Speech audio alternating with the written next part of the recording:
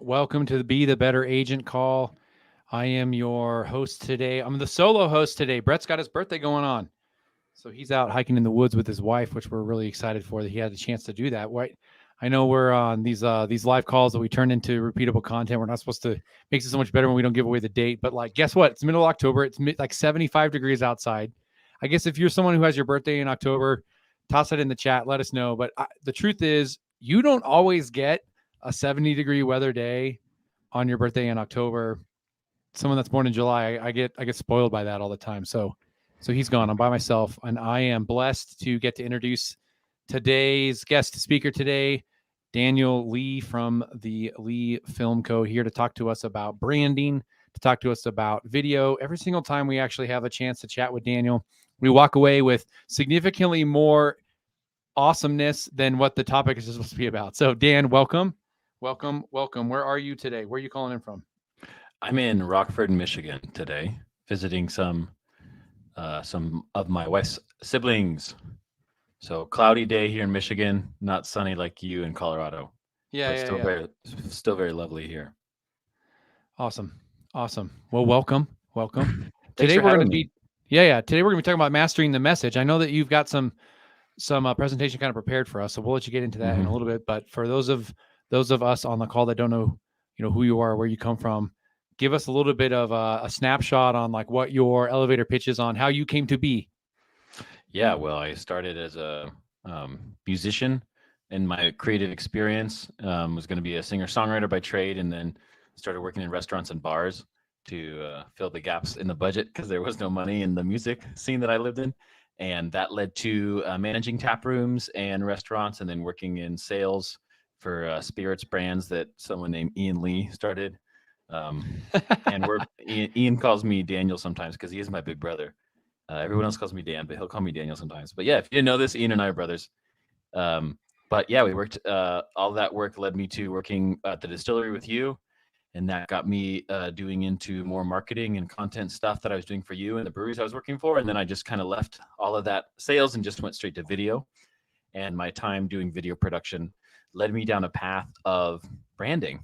because the more and more I was working with brands, I was finding content to be less impactful when we didn't have a plan or a message, which is what we're going to talk about today. Ian and Brett invited me onto the show to talk to realtors. Realtors watch this, you told me.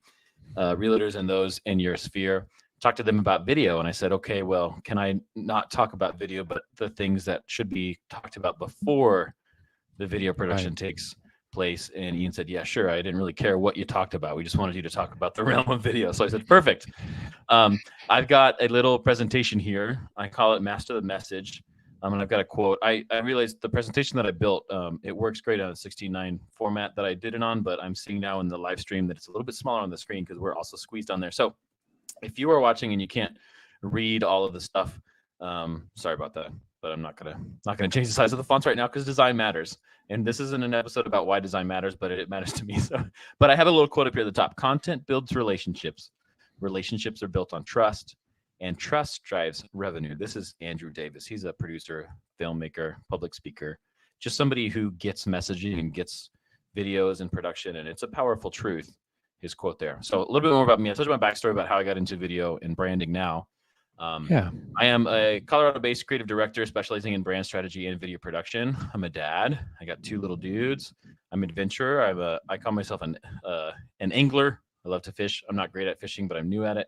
And I'm constantly creating stuff, whether or not music or video or brand strategies or new podcasts and taking on too many projects. But my passion and my vision is to lead a brand strategy agency that empowers businesses to brand better. And we're going to talk about how to brand better for yourself without fully investing in a brand overhaul product that I would offer to large scale businesses. But there's a lot of steps that solopreneurs and small firms, either realtor firms or personal business, sales-minded people, they can invest in some brand strategy themselves without breaking the bank.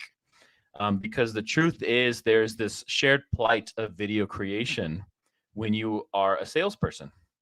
And Ian and I lament this a lot. Ian more because he's not in the space that I am. But, it was a few months ago we were, having a chat over some coffee. And Ian's like, what I realized is my job is I'm a content creator now. I do stuff. And I have strategic partners with realtors. But I realized most of the work that I do is content creation. And we're like, that's the truth, man. It's critical for salespeople, especially realtors or loan officers like yourself, to be portraying yourself and your brand and your offerings via video, because video is the most impactful way to communicate with your audience and your tribe online, right? But there's the blight. There's the tension between the video. We're always chasing trends, right? We're sales professionals and we're trying to get numbers. We're trying to grow our audience. And in that pursuit, we're often rushing to make content.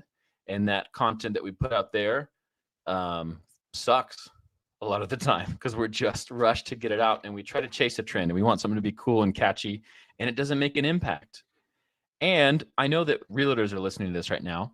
And I know that you're faced with this and maybe you haven't thought about it, but the truth is this is every industry space. This is a broad challenge. This goes across the board for sales-minded people. So what I'm going to talk about today is what I experienced with all my clients. I mean, I worked with people in loan officers, realtors, business owners that own breweries, authors, people that run publishing houses, restaurants, like just across the board, home inspectors, whatever the trade is, we sell. And unfortunately to sell now, we've got to start making content and be out there. And I think a lot of these challenges that you're expressing, Dan, like the reason why this is unique across lots of different industry spectrums is because we all have a lot of the same common fears, right? Mm-hmm. Like, can I make it good enough? Is anyone even going to pay attention to this? Again, maybe my skill set is stopping me from feeling like I can execute this like tomorrow, and right. I think one of the things that you and your team has like helped me and Brett with a ton is, the whole concept of like, it doesn't have to be perfect. You just got to get started, Yeah. And that's my last point right here on the plight is slow down and plan ahead, right? Overlooking the foundation of your messaging is what create like the task of creating regular content into some insurmountable challenge when the reality is it's not. But we let ourselves be afraid of it. We let ourselves think that if we're not as effective as this one person who already has 1.2 million followers on their social accounts, then why would we begin? And this is something Ian, you and I talk about a lot, but it's not about being the best in the world. It's about being the best in your world. Right. You got to start on your block. You got to start on your neighborhood. So here's my 4 steps we're going to talk about today. And this is, I say this with this. Each one of these steps, they're really big steps. So if you're watching live or later and you're thinking of, okay, this is a quick fix. This is not a quick fix. This is an investment in your time. And when it comes to branding foundations, it's never a turnkey option. It's a living, like the practice of branding is I kind of compare it to yoga. It's this living, breathing practice that you do it, and while you're doing it, you're creating change, but it's evolving. And you do it with the mindset is that as I continue the practice, I evolve within myself and within my construct, whatever it is that I'm developing. So these are the 4 steps that with every client, regardless of what they're selling or what the solutions that they have for their audience or their client. I've come to these 4 as like, this is how we get started. Because how do we get over that initial challenge of like, I don't even want to put myself out there. What's the point? I'm a realtor. Like what I didn't get a degree in video. I'm not here to make content. And the answer is, Right. yeah, none of us are. So the 4 I have is 1, clarifying your brand identity. And then 2, understanding your audience. Who are you talking to? 3, defining your onlyness, as in like the golden gaps that you fill in your market space. And then 4, designing your messaging strategy. And they build off of each other, which is why I have them designed into these 4. So the first thing I want to do, Ian, and I know you hear me say this all the time, is I want to define what brand is. Because if you're not in the creative space, chances are that you've heard branding thrown around in different ways. When I worked in beer, a brew would call a brand like I have 5 different beers, and so I carry 5 different brands, which is a really fascinating way to define that word. And then other people think a brand is the logo or the icon or the colors that you have, but your brand is the gut reaction that people have to your products or services. And that's a quote from Marty Neumeier. We'll talk about him in a little bit. But in essence, your brand is what other people say it is, not what you say it is. Your brand is the experience of your products and services. And like, that's why I said the practice of branding is the effort to find those golden gaps in your market space to build your messaging solution around them so that you're providing the right type of communication and solution set for your audience or your tribe. So that's when we talk about branding, we're talking about fundamental branding right now. So this is the big kid stuff. This is the, hey, I'm already really good at my job, but I really want to invest in my business. And a lot of people are hold back from branding because they think it's just hiring a designer, right? Whatever. I can use Canva. Do you find a lot of folks, Dan, that struggle with this because we're, and I feel like I'm calling myself out. I'm asking you a question for a friend. Okay, this is a question for a friend. Is it that as a brand, as a consumer, my primary experience with brands is as like I'm receiving the brand. I'm interacting with someone else's brand. Is there a mindset shift that we have to like, I don't know, put a mirror up and say, hey, listen, you're not experiencing a brand anymore. You are the brand. So this goes into a lot of a deeper like #HitsBlunt conversation. Okay. Because I on my socials, if anyone watching follows me, you see on my profile, I call myself a brand anthropologist because brand to me is the study of humanity and interaction. It's tribal. The way that we associate it with a brand is almost so deep in our consciousness that it's the study of human interaction and our social and non-social communications with each other. So the answer to your question is on a really deep level, absolutely and absolutely not, right? The way that researchers are understanding branding now being so much more influential than we thought it was is because before it used to be Coca-Cola makes a commercial and tells you that it's the best cola. And then so you go and buy the cola. But now the way that marketers can target consumers, it's so specialized to each consumer's buying practices, their habits, their psychographics, that brands have to adapt to their reaction, because if they're not speaking directly to them on large scales and they're missing it, then they're not an effective brand. Now, solo entrepreneurs like yourself, you and Brett, it's harder for that to be conceptualized because your market is tighter and it's just yourself. You don't have a team studying analytics as you market in multiple nations. It's harder to feel that feedback in return, but there are practices that we can develop and understand that even at the scale of you and I, our small businesses, we still need to be impacting and thinking about the way that consumers are interacting with our brand. And what we're going to talk about right now as we move forward is, yes, fundamentally, you need to start somewhere. and say, Right. this is what I think my brand is. And this is what I think it's based off of because I'm paying attention to my audience. And because what I want is for my audience to either thrive or insert whatever the solution is that you provide. And that's a sounding board for where your brand starts. And like I said, in a yoga practice, you don't want to do yoga the same way 10 years from now, right? Or any other type of physical practice that you're training for. The hope is that you develop a keen eye and a keen ear for listening on how to grow and evolve as your audience and your tribe evolves. I mean, if we're talking business strategy, this is we use the term pivoting. I'm not going to like change my whole business, but I am going to pivot to the way that, oh my gosh, the consumers are actually requiring this of me, or this one part of my service is the one that's bringing in 80% of my revenue. So why am I only focusing 20% of my efforts on that? So the pivot concept exists within the ideology of how we develop our brands and how we listen to the way our brands resonate with our tribes.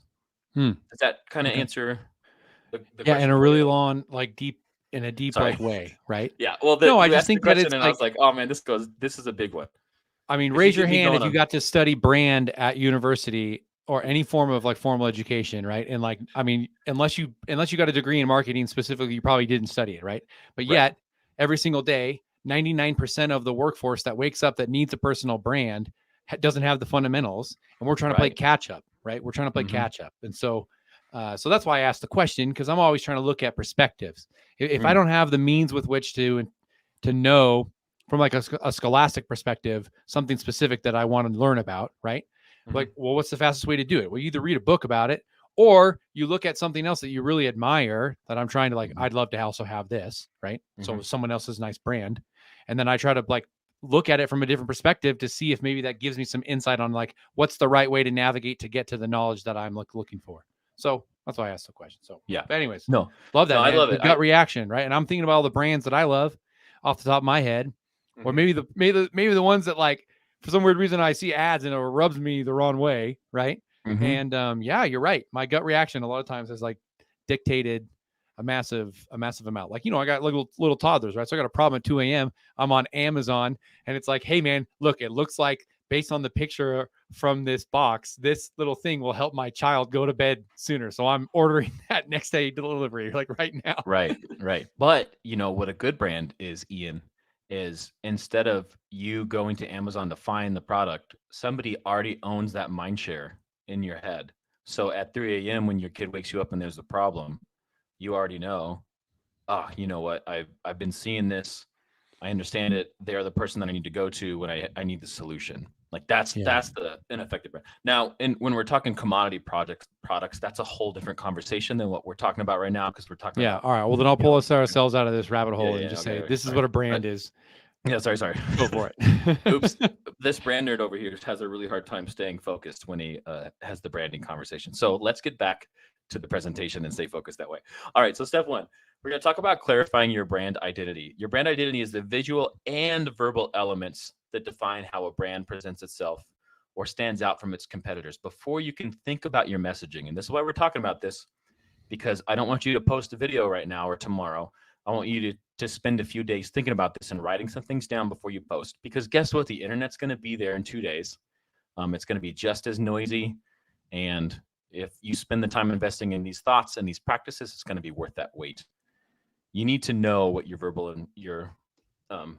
and visual foundations are before you start knowing what you stand for. So let's talk about clarifying your brand identity. There's 3 little practices that I say here. Identifying your values, mission statement, and a vision. Okay, now I know those sound corporate. If you're a solo entrepreneur, you're like, it's me. I'm a good guy. I'm a good person. I want to like make money and grow my business. Those are my values. And the answer is, okay, cool. You need to do a little bit of homework. You need to ask yourself some deeper questions to determine your values, because this is going to matter a lot when it comes to what am I communicating to my target audience, which we'll talk about in the next step. So value questions, talking about what matters the most to you. What drives your revenue? Are you focused on the longevity of your business or quick wins, quality or quantity, your team culture? How do you want your clients to feel after they interact with you? Quality versus quantity. There's a lot of questions that one can ask yourself to determine what your values are. And I promise you, any time that you spend answering any amount of questions that are meant to get your brain thinking, As a creative myself, I love brainstorming, and no answers are wrong answers and no ideas are bad ideas. If you don't spend the time doing this, you're not going to have clarity around it. Next is a mission statement. Like I said, I know these are corporate. These are just at the top. These are some of the foundational things that are of value to you. Having a statement that outlines your purpose, setting the direction for yourself and your activities. This is also really valuable if you're on a team of even just 2 to 3 people. So important for your team to be unified in your mission and your direction, to have it clarified, for it to be explicit and succinct. It's going to change a lot on the way that you interact with your audience on a digital platform as well as in person. If you're at a showing or if you're at an event or whatever it is, having this on paper and understood with your team is invaluable. Last is your vision. It kind of goes alongside with your mission statement, but this is like, now, something like your vision, this is not something you need to post on Instagram or make TikTok reels about, but this is one of those things that when it's clarified for you, when you know where you're going, when you know what the future of your brand is or the service is, and the future of your audience, this is what adds intrinsic value that other people, when they're doing their flash in the pan trending stuff, they don't have it because they haven't spent the time thinking about the long-term effects of their messaging. So I didn't put this in my notes, but I need to say it really quick because it's in my head and I couldn't figure out where to put it in the presentation. As AI continues to evolve and make video production so simple to make a lot of the work that I do completely obsolete, which I'm not mad at, I'm evolving with it. The only thing that's going to matter is your brand. And I don't mean your logo and your color board assets. I mean the communication and the connection you have with your tribe. That's why this is so important, especially as a solo entrepreneur. Because suddenly technologies are going to come. And if you're not on the forefront of the technologies, then your competitors are just going to blow you out of the water with how accessible and easy it is to create and generate content. Whether or not it's effective doesn't matter. If you've invested on the front end in your brand values and your brand fundamentals, the technology is not going to matter. I love that hot take. Yeah, love that hot take. Bring on the AI robots, but your brand is still gonna. Your brand is all it's going to matter.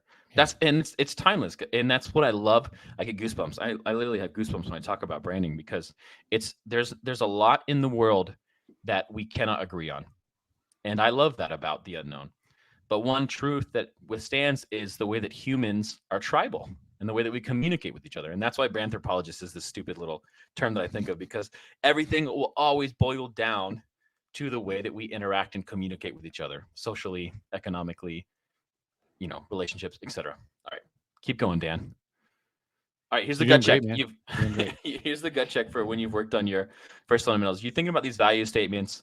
A lot of the sales-minded partners that I've coached, that I work with currently, that I have in the past, they hit this wall when I hit them with this first task of these values, etc.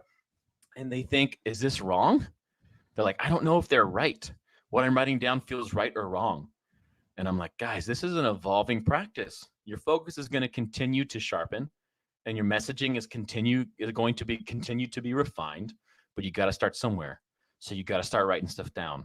You got to start trying to understand it. So if you find yourself in this place where after you go through this practice of, your mission statement and your values and your vision, ask yourself, are these true to me? Or am I just using buzzwords in my industry space? Could somebody not in real estate understand what I'm saying and be inspired by it? Because I people pay me for consulting calls and they ask me, is this right or wrong? I was like, that is not what you should have paid me to answer for you. Because the answer is yes and no, but that's not why we're here. All right, next one.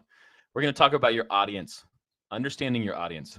Focused communication rooted in the knowledge of your audience is a key tool to building and growing your tribe. My wife just brought me a glass of wine, so I'm going to have a sip.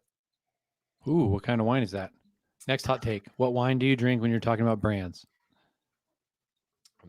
I think this is like a sparkling white wine with juice in it.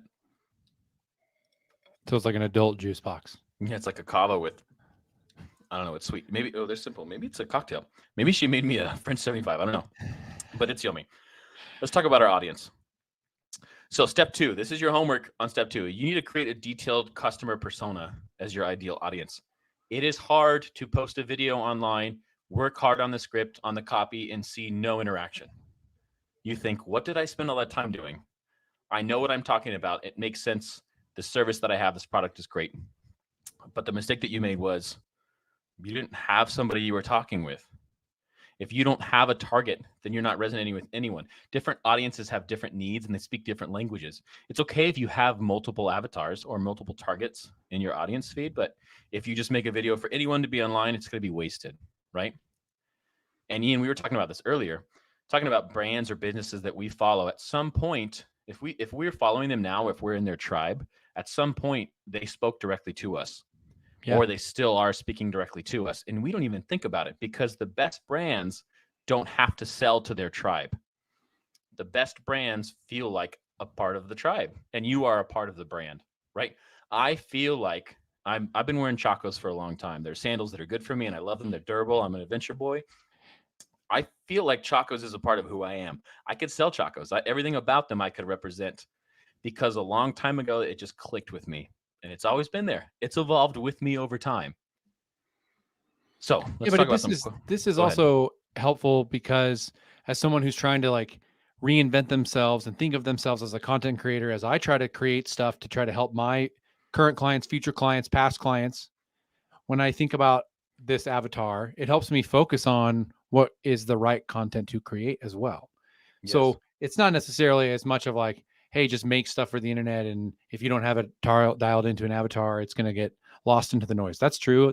But I think from someone who has struggled with like where to start, having your avatar defined gives you that additional level of focus from a conversation space. So that's, yeah. And this is what to me, that feels like a huge win. The huge win, even just in my peers, like when Brett and I are sitting down talking with each other about like, what's the next video we want to make, or what, let's do 10 topics for the fall for, stuff we want to create. Mm-hmm.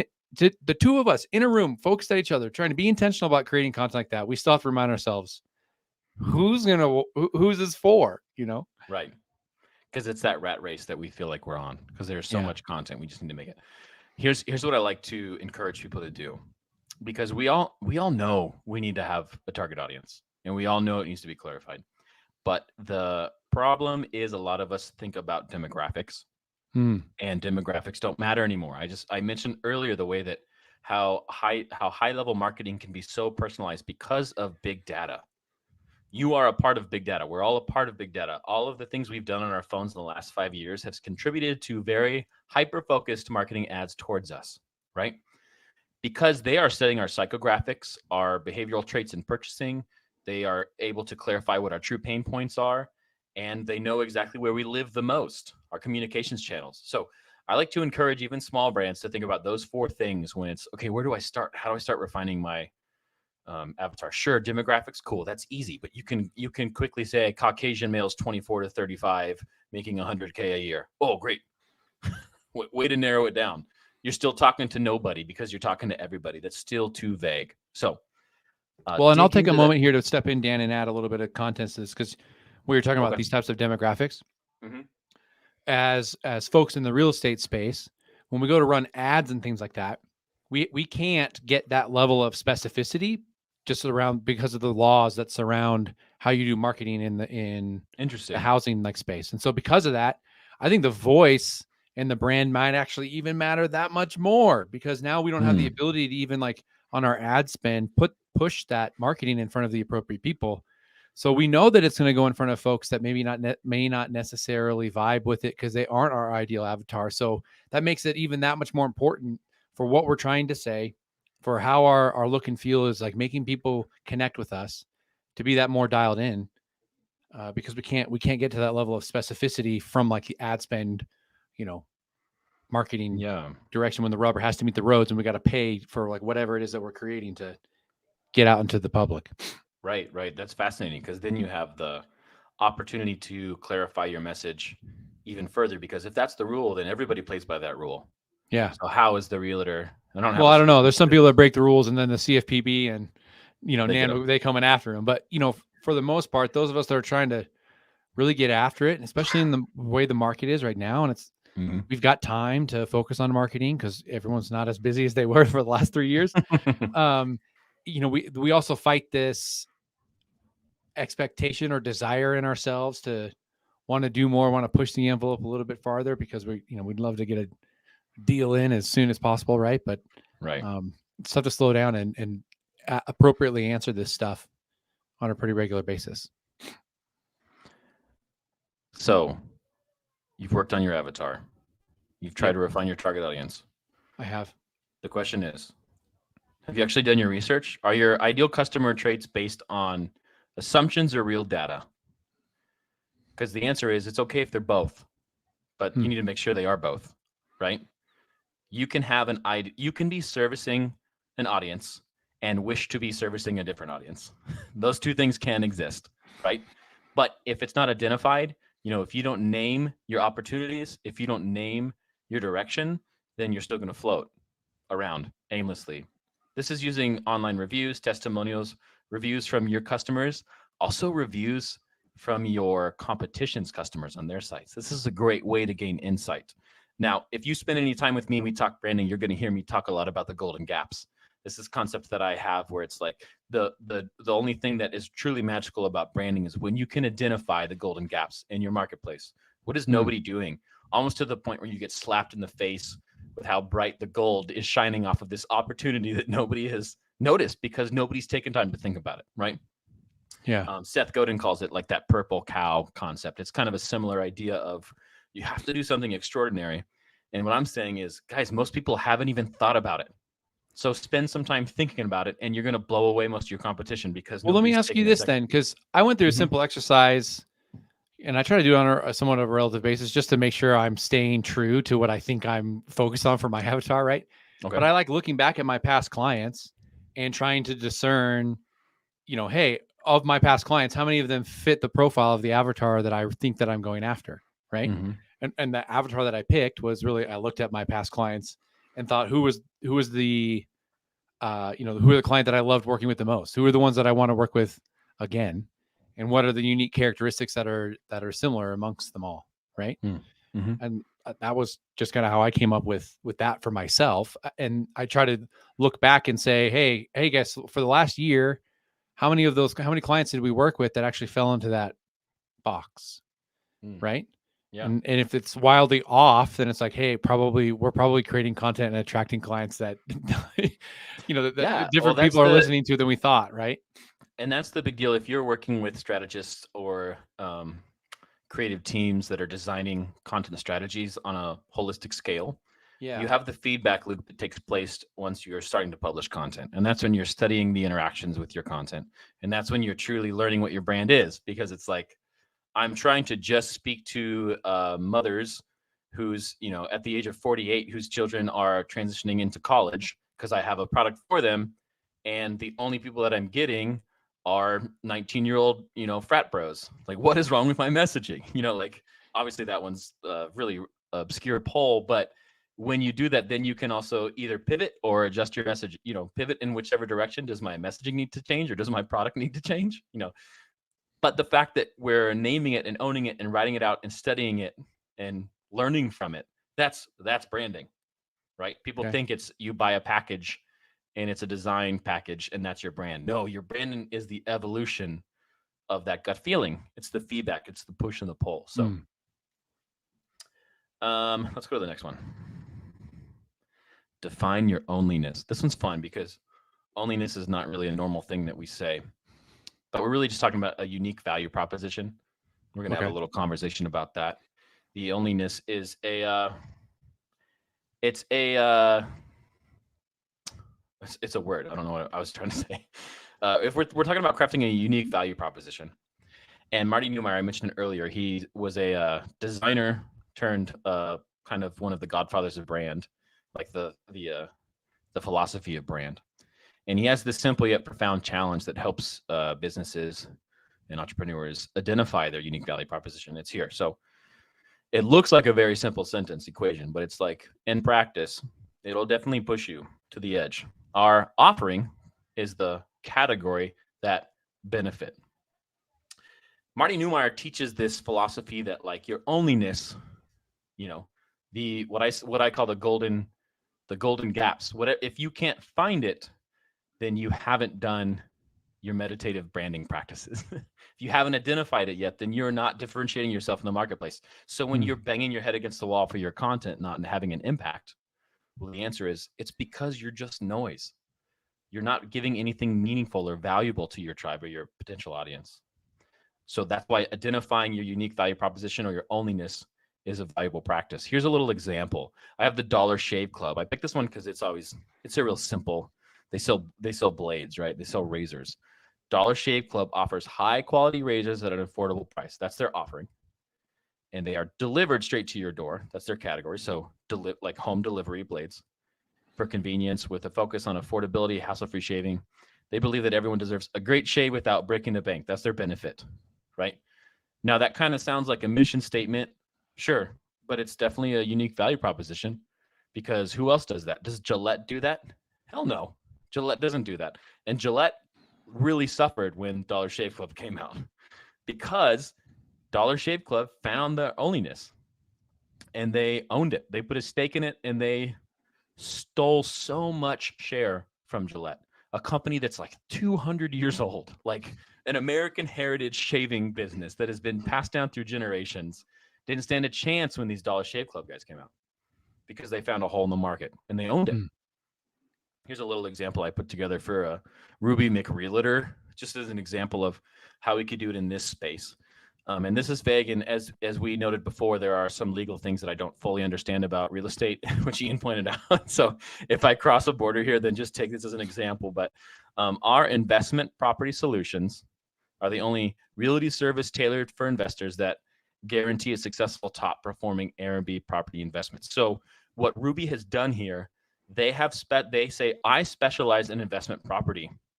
And they said, not only do I do that, but it's for people who want that investment property to be an Airbnb. What Ruby has done is said, nobody is just doing this. I found this golden gap and I'm going to be the one who owns it. So anyone in my space that thinks about turning an investment property into Airbnb, they call me, not the 30 other realtors that you can hit when you throw a cat right at the park. Like, that's why this onlyness practice is of value. Now, this might not be a very unique one because I don't know a ton about the real estate world. I picked one that might appear kind of vague to our viewers. Feels good. But that's kind of where you need to put yourself now. And this is the other thing. And this is, I heard Marty say this the other day. I mean, it was an older recording of him saying something though, but him and Chris Doe, who's another creative who does a lot of business coaching, they talk about how specializing is what will elevate your brand. Stop serving everyone and selling to everyone. Find your onlyness, find the gap, fill that gap, and shoot at that gap. Marty Neumeyer became an incredibly wealthy and successful designer because in the early 90s, he realized that what he started doing, his design firm, started designing software packages, like the boxes that software was sold in. He moved to Silicon Valley and he became the only guy who knew how to do that well. How boring, especially in the 90s, right? He did it so well that it launched his entire career to be the guy that Apple would call to launch all their products and design all their ads in the 90s, etc. When you think about the most successful people, sometimes we don't realize that their success came from buckling down and focusing on a hole that needed to be filled and finding that gap and filling that gap. Onlyness is going to help you find that. Yeah, this is a huge problem. I mean, I feel like I find myself fighting this all the time about wanting to go specialized, right? Right. Like, talk to real estate agent, like I had a lunch, earlier today with some realtors, and we were kind of talking about this too, right? I asked the question like, "Hey, who's your ideal client?" Right? And they started saying, I mean, what most realtors can say is they can help anyone, right? Mm-hmm. And after they said that, one of them, leaned in and was like, "Yeah, but I really, really love and crush it with VA, with veterans, right?" Mm-hmm. It's like, oh yeah, like he's like, if that was the only client I ever had to serve, that's exactly who I like serve, right? And he got done with that explanation, and in my mind, I was thinking, I'm like, when I was just describing all the stuff that like we do and who we can help, I kind of made it sound like I could just help anyone off the street too, I guess. You know what I mean? Like, did I make myself sound to them like I'm the person to call when they have an Airbnb client like pop up, if that was my specialization, right? Mm-hmm. No, I didn't. If that's what I wanted to do, but I feel that fear going specialized. Let me say this to help with that fear. Okay. And this is what I hear all the masters of this craft coach is that, yeah, like do the other work, take the other work, no problem. Oh yeah, I specialize in only doing Airbnb properties. Oh, my camera went out. Can you still hear me? Yeah, we can hear you. I specialize in only Airbnb properties, but yeah, I'll take other stuff too. But I'm not going to talk about that in my messaging. I'm still going to accept that type of business, but that doesn't mean that, you know, that I won't take the other work. So we have that fear, and sometimes that fear can be limiting, and it Yeah. can make us want to not specialize and just tell everybody that we'll work with them. I'm pivoting cameras here right now, so be patient with me. In real time. In real time. In real time. Looks good. Yeah, thanks. Nothing like an old MacBook camera, whatever. All right, this is not a visual medium, right? This is only a listening podcast. Yeah. Says the videographer. So don't be afraid to buckle down and specialize. Defining your onlyness. Now, that doesn't mean stop taking work from other people. Like, I am a brand strategist. Do I still do video work for a lot of clients? Absolutely, because I'm trying to pay bills.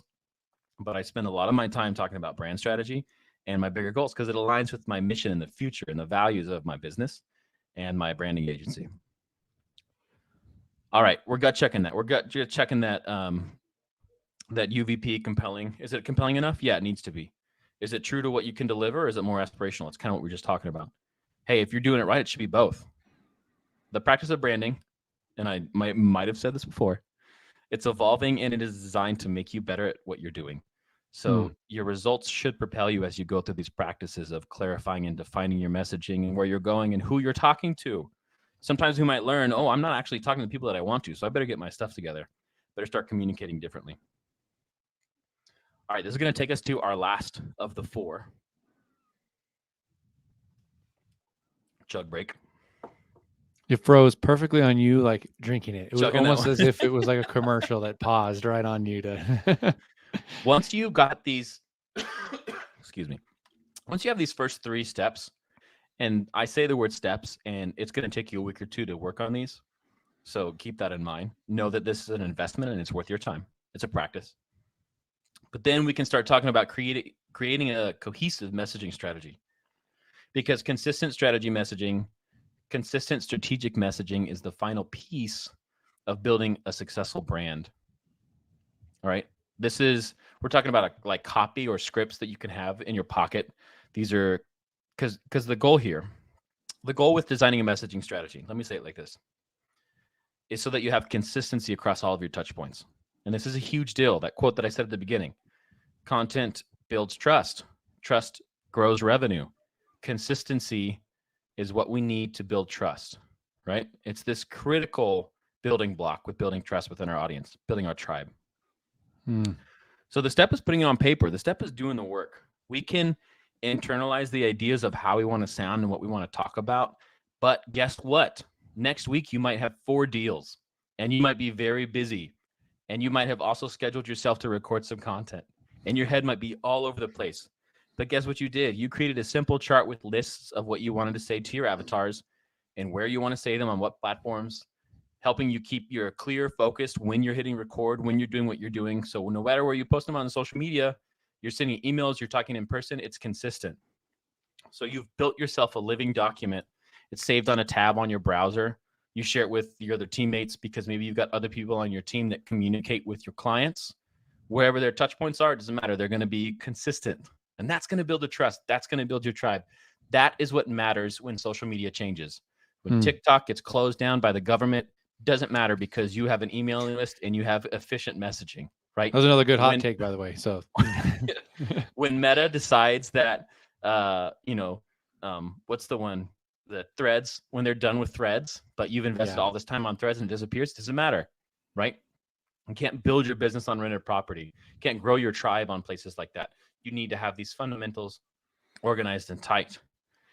We have this document, and this document is full of the following: the clarification of your brand identity, who you are, understanding your audience, who they are, who you're talking to.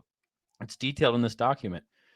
You've defined your onlyness, right? That golden gap, you found it, you filled it in your market space, you're owning it. And now you have your messaging strategy. And now when you go sit down with your team to make a content matrix for your podcast, your web videos, you have the tools, you have the confidence because you spent some time investing in the messaging.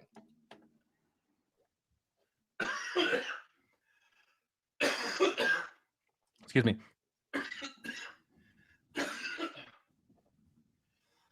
You doing all right, man? Got that Don't cocktail talk down or the fill wall? space. Just let me cough. All right, those of you that are on any of the Questions? live streams, yeah, questions. We're cutting to questions. I Got lost some it right there, dude. questions. So we've got a few live streams going on right now. So if you guys have any questions, toss them in the chat. We'll be able to see them up here. Woo! Sorry, I got overcoming a little cold. Yeah, no I just stress. got So up. Dan, those of us after we post production, your cough episode will be gone, right? So we'll just get to this. Dan, thanks so much for all of your wisdom today. If someone wants to reach out and get in contact with you, what's the best way to do that? You can email me at dan@theleafilm.co. Visit my website, the Leaf Film Co. The Leaf. Oh man, This is hilarious. we can't make this up, man. We can't make this up. So maybe we're just gonna leave this again. So it's gonna take you Maybe three you just cough read- bouts. Maybe you just read my contact. I think I can make it. I have 3 drinks here right now. That's clearly not enough to stop you And from none of them, coughing. I know, none of them seem to be doing the trick. Well, Ian, I know I covered a lot. My hope is that these 4 steps are useful tools because Yeah. they work in any market space. It doesn't matter what you do or what you specialize in or what you sell. They will change your business. Yeah, if you want to talk to me more about that personally, you can always email me questions, dan@theleaffilm.co, or hit me on Instagram @theleaffilmco. I'd love to talk about branding. I'm a brand nerd, and it's something that I'm very proud of because it's something that's very effective and it's timeless. It's great when you can find something that's timeless and believe in it and be a powerful force in change, because I want people to brand better. You know that. I've bothered you a lot about stuff that you brand or that we do together. I'm constantly like, this can be better. It just takes us some time to invest in it. So Got it. boom. So I got a question here that popped up in the stream, so I wanted to take some time to ask it. The question is, how do I stay up to date with the latest trends and best practices associated to personal branding? Well, Can you ask that again? no, I got it. How do I stay up to date on the best practices of personal branding? This person's a realtor. They shall remain nameless. All right. This is the whole point of the group. Right. But so I guess how should someone who's a current real estate agent stay up to date with the latest trends and best practices associated to branding? Well, the cool thing about branding, like I just mentioned, it's a timeless practice. And when you clarify the fundamentals of your messaging, you don't need to worry about staying up on trends. And that is to say, it's important to stay up on trends in your industry space to know what your audience needs, because a lot of what we do in branding is how we communicate the solutions to our audience's problems. That's one of the big, the flagship anchors, whatever word, of our branding.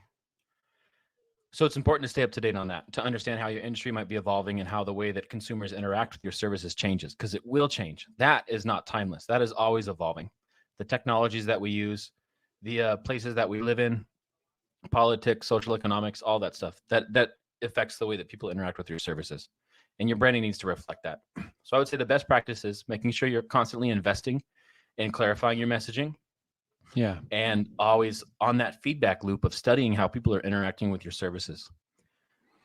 One of the things that a business coach or anybody would teach you is to make sure that you're getting feedback getting testimonials from clients after service is done, whatever you're doing, right? Hey, could you fill out this quick survey for me? Those are incredibly important, not just because they make you feel good or make you feel bad, but they make you see what you're actually doing, what you're actually saying, how people are actually feeling.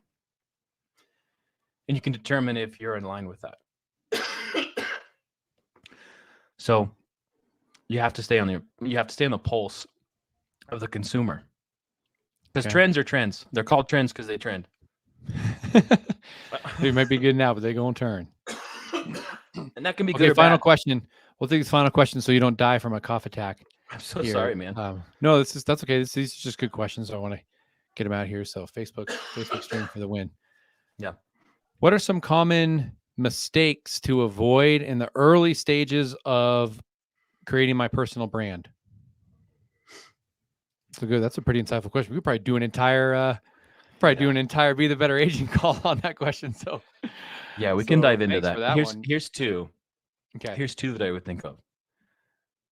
Knowing where you're going is really important because it's easy to start a production company and call it the Lee Film Co.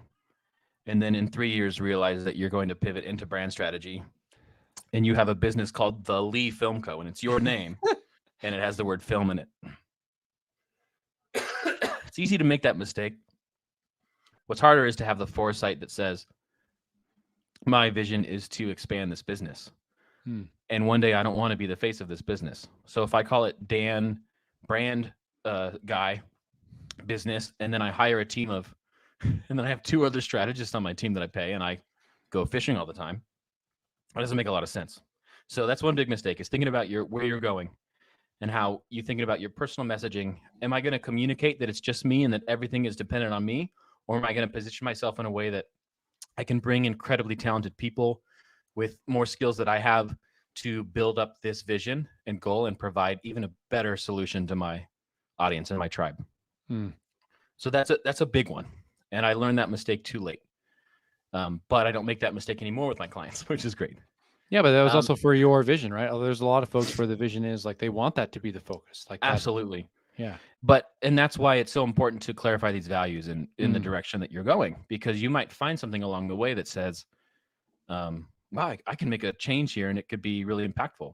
Obviously, a lot of solo entrepreneurs are already like in the mindset of visualizing their future.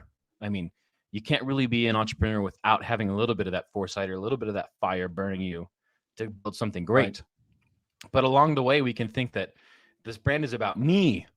And what we just identified at the beginning of this presentation is that your brand is not about you. Even if you are the face of the brand, you got to be careful and you got to be smart about how you communicate that. I mean, I don't know. Let's take, I don't subscribe or listen or follow, but let's think about Joe Rogan, right? This big name who's kind of, I think about him because he's brash and he's ridiculous. And I think we all know the people who are fans of Joe Rogan. And when we all meet those people, we're like, yeah, okay. I'm not surprised that you're a fan of Joe Rogan. I'm not saying good or bad about those fans, but we can identify them and we're like, okay, I get it. Right. Right. I get it. Or, and you can say that for anything, you know, like, oh yeah. Oh, you drive a BMW? Of course you do. You know, like we can think of big brands or big people like that and we can identify their tribe because, you know, obviously BMW is a big faceless brand and then Joe Rogan is a very specific person brand. But the same way that we can get a gut reaction of understanding and believing that those people are part of those tribes relates to the way that they project and communicate and build their tribes. So I think if you're a if you're a solopreneur and you're doing your personal branding, be optimistic about the way that you can be your best self in an authentic way. Because like we talked about a few slides back, if you're aspirational, great. You're becoming a better entrepreneur, a better service provider, whatever it is in your field, you're going to get better at it. So I would think about those two things. How much of myself do I need to remove from my messaging to best communicate with my audience? And where is this actually going 5 years from now? And how can I be making choices and communication practices that are going to affect that in the future? Love that. Love that. All right. Well, thank you to everyone who tuned in. You guys, consistently impressed us that we're here every first and third Thursday of the month. Dan's contact information will be listed below in the, whatever description. The description on the YouTube. I'm like stumbling for words, man. But Dan, so much appreciated. Looking forward to following you. We'll bring you back at some point. We'll field a handful of questions. Man, there's like flowing in here. There's a great one here on storytelling and personal brand. I'll share that one with you later. We'll do that. We'll do a whole new, we'll do a whole nother episode on that. But those of you that tuned in, thank you again so much. I will say, Ian, I do talk about that on my own YouTube channel. I'm starting to produce a podcast called the Full Spectrum Branding Podcast. Oh, wonderful! And I dive in with a lot of different creatives, visual storytellers, designers, etc., who speak on the scale of branding and stuff like that. So if it piques your interest at all, then subscribe to me on YouTube, The Lee Film Co. And just keep an eye out because a lot of that content's coming out soon. Yeah, that'll be great. Then we'll make this like there's these connected dots here. So those of you that are watching on the stream, so Dan's going to drop an episode here soon on his channel. It's going to answer this specific question, and I'll say it out loud, Dan, so you can get there. It says, real insightful question. What's the role of storytelling for my personal brand as a realtor?